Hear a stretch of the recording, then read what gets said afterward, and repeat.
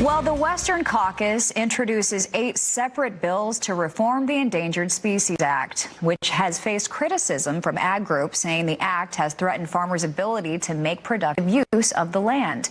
Joining us now from the AFBF Washington headquarters is Congressional Relations Director Ryan Yates. Thank you so much for joining us, Ryan. And let's start with the recent activity in Congress related to the Endangered Species Act. Well, good afternoon. Thanks for having me on. It's been a really exciting time here in Washington the last couple of weeks with recent developments in both the House and the Senate regarding updates and modernization of the Endangered Species Act. As you mentioned, in the House, 8 bills were introduced by the Congressional Western Caucus in the House of Representatives yesterday.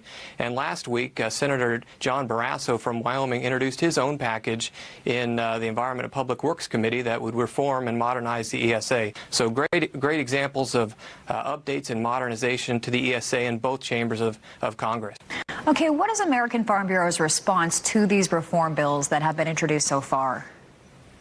We're excited and we're really supportive of the efforts that are taking place. We've heard from farmers and ranchers across the country that these regulatory restraints and federal regulations impact farmers and ranchers' way of life, and ultimately, when we look at the Endangered Species Act, it has been in existence for 45 years and has been largely unsuccessful.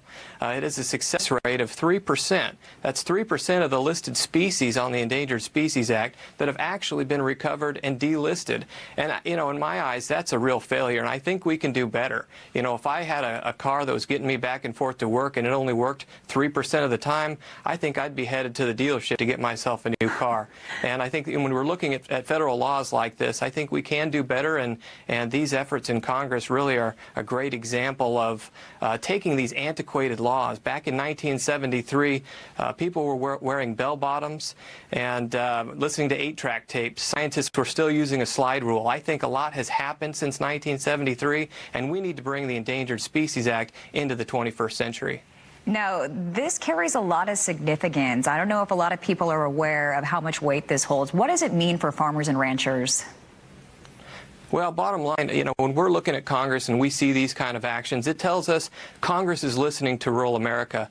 Congress is listening to us, and it's our time to take the opportunity to work with them, to engage with them in this process, and hold them accountable. When things aren't working, we need Congress to act. And these examples of actions the last 2 weeks are the beginning of a process that really opens the door and creates an opportunity for reform. Look, we all want to recover threatened and endangered species, but it's not working. And these bills will take an antiquated act, again, bring them into the 21st century so that we can actually have real reform that works not only with landowners, states, and local governments, but furthers the recovery goals of the species. We can do better than 3%, and we're hopeful that these actions in Congress can really up the ante and make the Endangered Species Act work better for species as well as landowners. A win-win. Okay, we really appreciate you joining us. AFBF Congressional Relations Director Ryan Yates, thank you for your time today.